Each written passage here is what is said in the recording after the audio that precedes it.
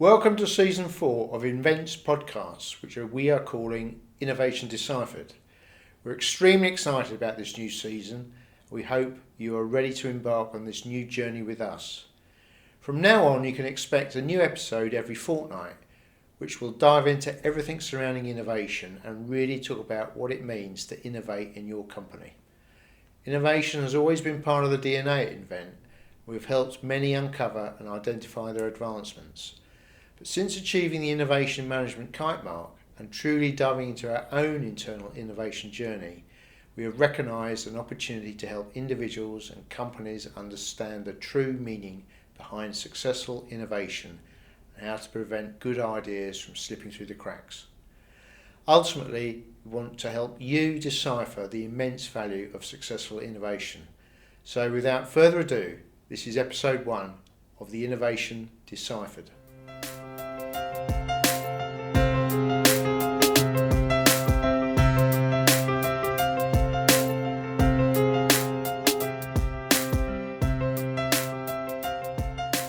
Innovation can seem at first to be a little fruitless or creating process for the sake of process. Our hope, as we've shown with a number of our clients, is that when done well, it can create value across an organisation. A leader in the construction industry that demonstrates this success is HS2. In this episode, we welcome Howard Mitchell, Head of Innovation at HS2, who shares with us the importance of culture, process and having a clear strategic objective, focusing efforts across their supply chain. Hi Howard, and thanks for coming on the podcast today. So Howard, you're the Head of Innovation at HS2, which, as we all know, is this magnificent transport project running from London to Birmingham and beyond. Can you just give us a quick overview of how innovation's working at a very high level? Yeah, sure. So thanks for having me. Innovation at HS2 at the moment is we've really been running since notice to proceed in anger in terms of actually boots on the ground innovation, running real world projects. We've got about 208 active projects at the moment, so quite a big portfolio, and we look at that from really sort of early stage innovation, so universities type stuff, low TRL levels, all the way through to things that are very close to being adopted, in fact, and have actually got some new technologies adopted on the construction environment at the moment. And we also then look at, some innovations for the 200, 300-year-old excavation of remains at St James's Garden, so how we can digitise those processes, all the way through to some things like AI or quantum sensing for void detection. So it's a really broad programme, lots of things going on, but very, very interesting. I mean, it sounds massive in scope. What interests us as innovation management practitioners is that the people who are doing the innovation, they're a broad range of stakeholders, I guess. Yeah, so we have a set way of doing a project, and collaboratively is the only way you're going to get it to work, really. And we focus on, the first mantra we have is innovation is a delivery function, so it's not strategic, it shouldn't be too fluffy. Innovation finishes once you've got it on site and in BAU. And the only way you can really do that is have a number of different people at the table working on it, so it doesn't get developed in a dark room by an individual, because that will be flawed. So the diversity of opinions coming into that. So in any project, we will usually have an academic institution as well as a tier 1 contractor. We invite startups in quite a lot, as well as people from within the industry on the client and contracting side. So with all those different sort of stakeholders, that's a broad range of cultures, perspectives, but also motivations. So the key thing for good collaboration is that everyone's sort of pointing towards the same end goal, a similar sort of reward. How do you make sure that you align everyone together? Yeah, so I think you have to be pretty clear, and as a client we hold that client leadership position very, very firmly and sort of say we want to innovate for these reasons, and those reasons are around productivity, so how we can improve the industry and leave a legacy behind in terms of how effective we are at building mega projects. Carbon is the second one, so removing carbon in the design, construction and operation of the railway going forward. So we get aligned interests early by being quite specific in the types of innovation that we're looking for. And we're also very clear that we do that in an open way. So we're not about driving innovation of an individual company and their IP so that can't be shared. If something is not suitable to be shared across the entire part of our programme, whilst it's probably great innovation, but it's not the type of innovation that we as a mega project want to run. We want to do things, prove them out, and then scale them as much as we possibly can. So you've got very clear, set and shared strategic objectives. Yeah, so upfront, open innovation questions set down on the specific needs of the organisation and programme, yes. And how has that evolved as the projects evolved? Because like you say, it started as a function early doors, but now you're on site building. Soon you'll be starting, or you've probably already started thinking about the operation and maintenance of the project. I mean, your innovation objectives must be constantly evolving, changing, hard to stay focused at times? So it's a portfolio. And you have to treat it almost as a fund manager would look at a portfolio, and that at any point in time there are staples. So efficiency on site, your ability to deliver the programme as we've set out to do, but new challenges come in all the time, new sort of political influences often as well. But then as certain areas of the programme mature, you need to be ready for those other parts that are coming on. So you have to have that one eye on the horizon. So yes, certainly now we're looking at our operational asset maintenance, customer experience, so wayfinding in stations. When we just got notice to proceed, that was on the list, but the priority of it was much lower.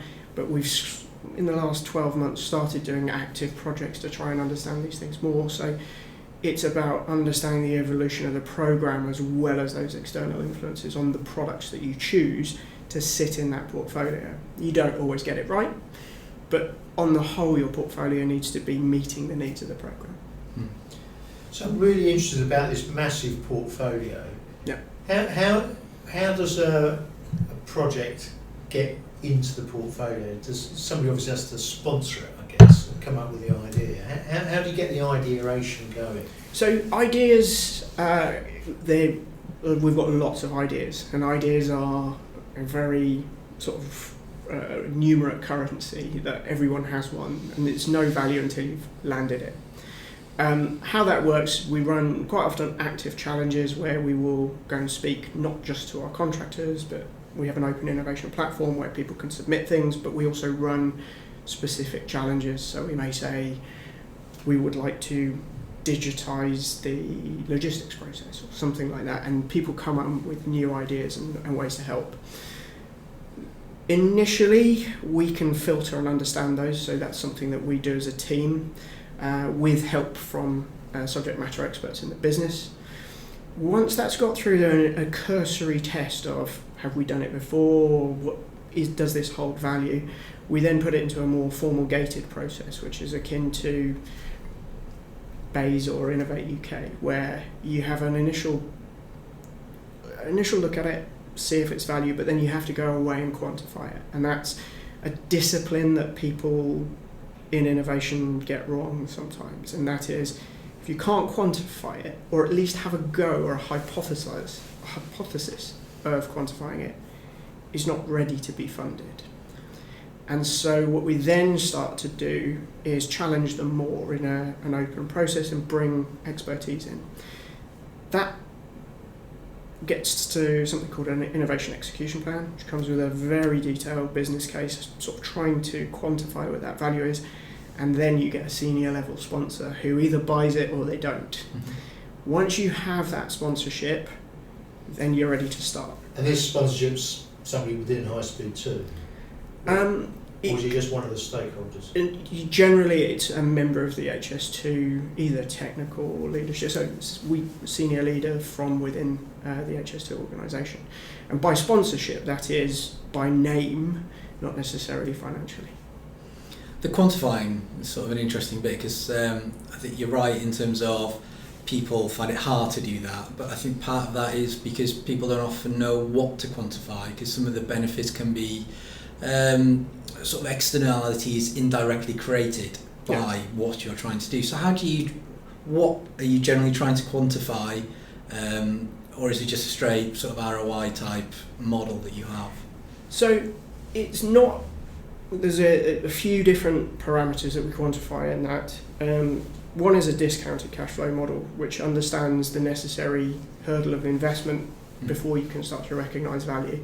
On long programs, that is a really valuable way of looking at things. So, for example, a piece of train-based software, great innovation, and actually we could sell it to lots of people as a great idea and something we should be doing. But if I look at the discount rate for software, 7 years, and then we won't actually be running those, the trains won't be running, not that we're running them, but the trains won't be running for longer than that, in which case, why would we be driving that innovation now when we can actually take that investment and put it into a piece of construction technology where within 2 to 3 years I can actually start to generate a saving on the program.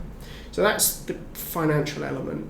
We also then look at the legacy elements of what we leave behind in terms of changes to standards or safety or British standards and the way we design or do something. So that multiplies the value to every project that comes after HS2.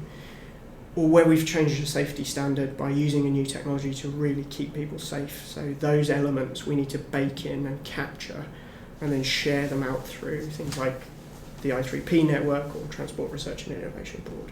So all of those things are part of that process for the innovation execution plan. And the value of those, sometimes you can use Green Book and you can use other models.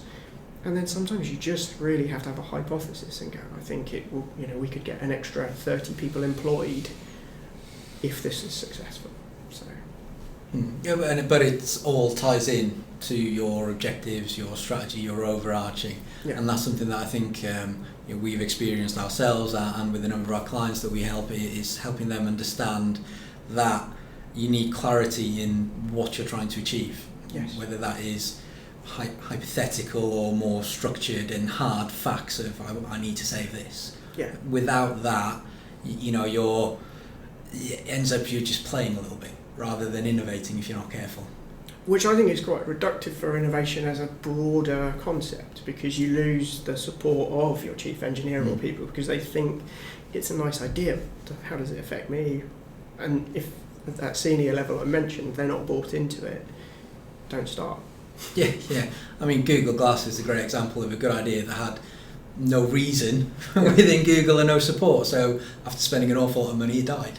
Yeah, indeed. But there is a good idea there that just didn't have that framework and that strategic objective that it was being focused on. Yeah, and I think it's brave to sometimes try and start some of these things. I think the art form is stopping it before you've spent billions. Yeah, knowing when to stop is as good a life lesson as knowing when to start. Indeed, yeah. And that must be manifesting itself in the projects that are in your portfolio, because what's the typical lifespan or life cycle of a project? Is it 6 months or 18 months? It varies. So we've got two sort of broad categories of projects. You've got smaller discovery projects, which are very much more your fail-fast type mechanism where you can get involved. What I find with a lot of innovation discussions is you've got opinions and sales pitches at the table rather than any real data. And you can't make an objective decision when you've got on one side of the spectrum someone who's probably personally challenged by something, or somebody who's going to earn money off the sale of it, because you've got a lot of bias in there and a lot of people don't really trust either story. So by having something small that you can do quickly, you can start to get real data and information about something. The beauty of being a client in this space is you can back multiple horses, so you could try two or three different things because you know that the business case can justify a slight initial spend up front to really make the right choice. Then when you've got that data, you can build that project into a slightly bigger one. So of the portfolio, you may have a few months of discovery, finding things, getting real world data or testing something before you move into the strategic phase of growing that project. I mean, we were talking about this earlier, this idea around proof of concept, MVP type, that things that you hear a lot about in technology and the likes, and actually you can apply that a lot easier into construction than you realise, especially with BIM models and things like that. You can do a proof of concept of an engineering solution quite, I won't say easily, I won't upset any engineers out there, but the process of really readily available solution. These things that we can learn. It's very easy to focus on the blockers of innovation, and that's what we talk a lot about, rather than actually what are the enablers and how can we grow and how can we get from those little ideas to and test and grow.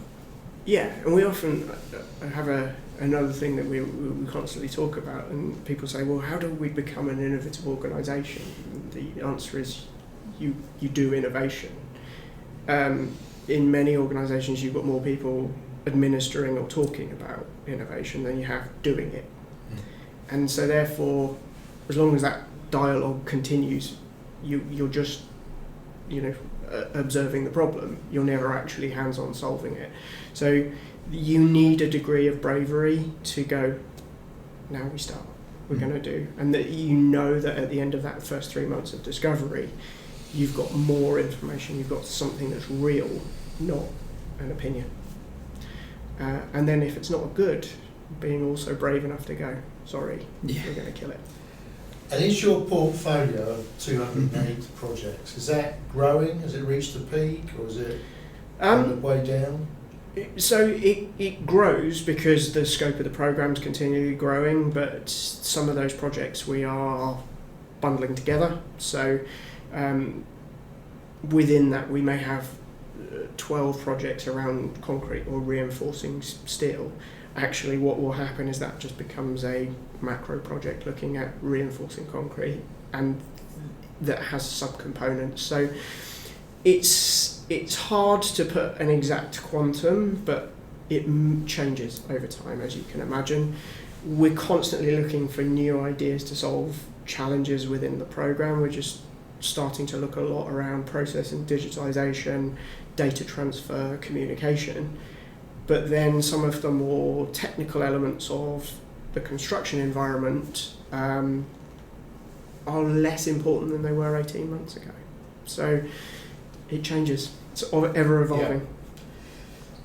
Yeah. Now the other thing I'm interested in, because this is a portfolio of projects that you're running with various stakeholders. Presumably there's some money for some of them, others are self-funding it, and you're corralling it, for want of a better word, and managing it from a higher level.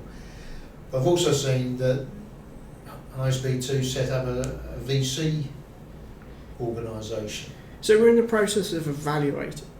So we have quite a successful startup accelerator that's been now running for 2 years. I think we're on 5th cohort, where we bring in startup companies, and startup companies have a tough time in construction. It's a very complicated industry, dominated by some big players. And so what we try and do is actually, as a client, exhibit client leadership and pull them up and go, well, HS2 will sponsor you, and then push them into the supply chain.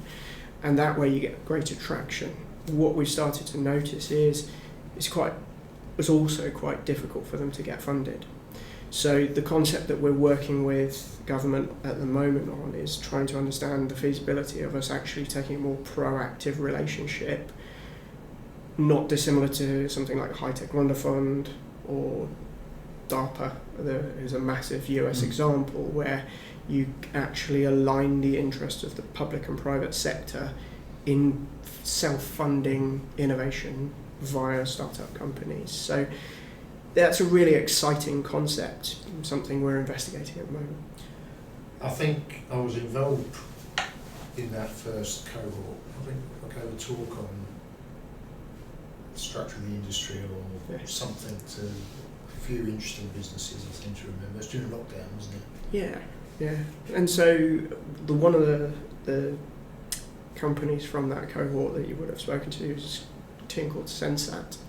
Yes. Doing incredibly well, just secured Series B funding, and continuing to grow with some really very, very smart technology. Just sort of proving that there's space for these companies to come, and it's not taking anyone else's lunch. What it's doing is they're bringing new things to the industry and disrupting, but actually our interests as a client and the contractors completely aligned, because they've got a much better view of their site, what's going on, the accuracy of the information. So they've done a great job. Yeah.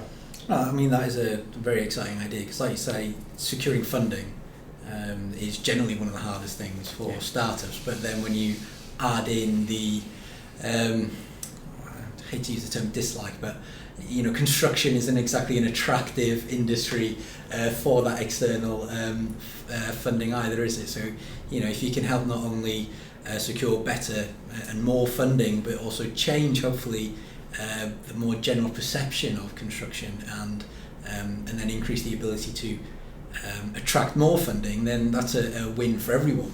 Yeah, completely. And you were starting to get major contractors interested in funding innovation themselves, but also because funding's available, you're getting new startups joining. So you're getting a better ecosystem. You're almost building like a cluster of great ideas that may traditionally have been interested in our sector, but actually gone, it's going to be easier if I go into fintech, because I know the money's available and the sales cycle's not as long and it's not as painful a journey. So we need to secure some of this great technology for our sector.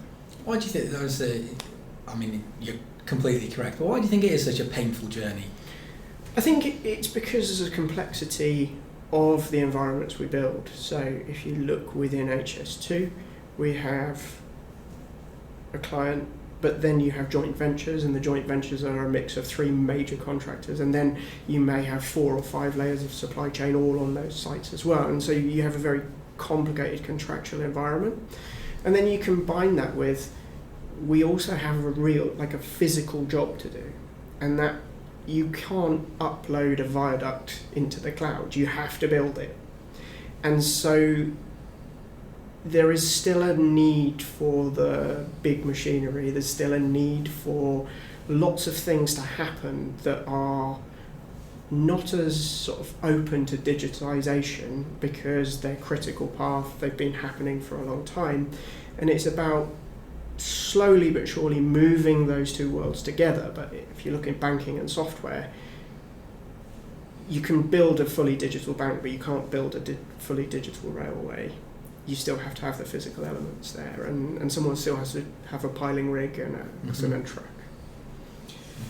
Yeah, I mean, it's one of the things we hear all the time, because we get businesses approach us who want to get into the construction sector. It's one of those things that people can understand what it does. Yeah. Because everyone knows what a railway looks like, or a building. But the complexity of the marketplace and how it's structured, obviously it's a barrier, I think. Definitely.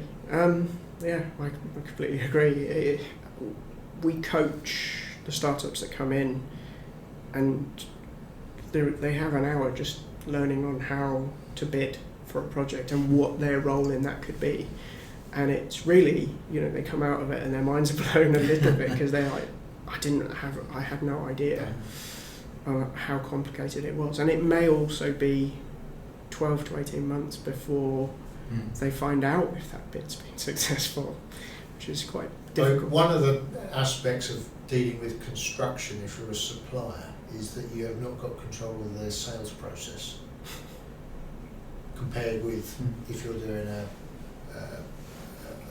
if you're selling, if you're selling software, for instance, you can control the process to a degree. Yeah. But when you're dealing with the construction industry, someone else is controlling the sales process. That it's a longer sales cycle, but it makes it much more difficult. Yeah, and also I think something that we're starting to see is actually there are opportunities even when you're post-bid. So companies still need technology all the way through and can procure locally, but there is a bit of a perception there as in that contract's let the opportunities past, and actually our contractors are saying that's not the case at all. We still need to continually procure throughout that contract. So. That leads me on to another question, because there's a well-known concept in construction. It's called the McLeamy curve. I'm sure you know it, which is around if you're going to change design during the development stage of a project, the cost implication is much lower and the value implication is much higher, and the longer you leave it, it goes the other way. So any change late in the day has got a massive cost implication and doesn't have very much value. Do you sense there's a similar curve for innovation in the project environment like ISP2? Yeah, without a shadow of a doubt. I think there's pre and post design. We always call it the shadow. The shadow is much bigger pre-design, because especially for things like carbon, if you can get in before the assets being designed, you're not in the space of material innovation, which is quite expensive. You know, you're decarbonising cement is a big money pit. Whereas if you're involved in the design, where you can use things, you can be smart with how you design. You can use multiple iterations. We've got a project at the moment that's sort of starting to pull together more digital systems. So whereas before you may only get 2 code-approved designs for a viaduct or a bridge, you can actually run, much the same as they do in automotive, you can run multiple variations and say, let's strip all of the carbon out, what's the cost? And then find that happy medium. And that way you can have a much bigger shadow. Whereas if you've got your design and you're just sort of on the gate going, how do we do something here? It's much harder. But it's not completely insurmountable. So because we've been around for such a long time, there are a lot of processes which we think are optimised that aren't. And if you bring some of the automotive or the Kanban kind of methodology into a big linear project, you can actually start to improve how you operate. Whether that's sort of putting GPS on every vehicle or every site vehicle, actually doing time and motion capture of how excavation chains are working, all those kind of things are still up for grabs. But you're right, if you want to make the biggest savings, you've got to go early. There's also not just the cost implications, but the cultural implications, I guess, get harder as well. You know, once you're on site, this is how I do it. And then if you're told to do it in a different way, it's harder, rather than in that design phase where you alter possibly the team that gets on site because of the way you change the design. Yeah. So the shadow, like you say, it can alter not just the what you're building, but how you're building it and the who you're going to build it with. Yeah. In a much greater way. And also how you procure it. Yeah, which is also another area of a massive optimization within the industry. Yeah, it's only slightly inefficient. So Howard, got 208 projects. How many do you think you'll have by the time the trains start running? So the way things are going, I'll have more, but probably not many more. I think what I'm starting to see happening, as I said, was the consolidation of some of those projects into bigger projects, and we're killing things off because it just doesn't work, and that's something you've got to be willing to do with innovation. The trend that we're starting to see in the latter phases of the project is back to our previous conversation, fewer projects but with bigger impact. So if I look at some of the latter phases of the project which are currently in design, we won't do as many, but with the ones we will do will be more far-reaching. Whereas in the current phase of the project, we're looking at a number of interventions across lots of areas that have challenges. So I don't think it's going to go much north, and I also think it will change its nature. Yeah. But the scale will remain the same, but just the numbers will sort of move around, I think. Just sort of final question, that all of these projects start with an idea and someone who's waving the flag saying, I've had a great idea.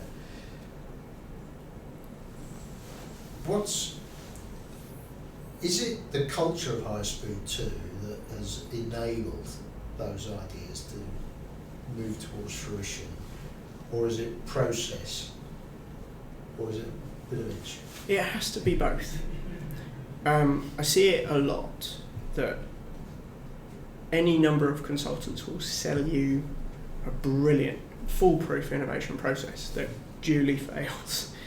And the process is a hygiene factor of innovation, because you have to have people that you've empowered enough to make a change. And you have to be brave enough to give them some money and go, give it a go. You need more people doing projects than talking about them. And those people need to have that feedback loop that I had an idea, I've done something, and it's had an impact. If not, people just feel that they're throwing ideas into a machine and they stop because they never get that feedback. The culture has to be then open to them going, this didn't work and I've spent the money, and you go, that's fine, because in that portfolio effect that I've mentioned, you've got some over here that are. But rewarding those people with the good ideas is really important, but then you have to build a team around them, because a good idea people may not be great delivery people, and vice versa. So that collaborative approach is really important. So to answer your question somewhat politically on that, the process is a hygiene factor, the culture is the essential part to deliver anything. Well, Howard, on that note, I'd like to thank you very much for coming on the first edition of Innovation Deciphered, the 4th season of our podcast. Thank you very much for coming, and good luck with the rest of the project. Brilliant. Thanks for having me. Thank you very much.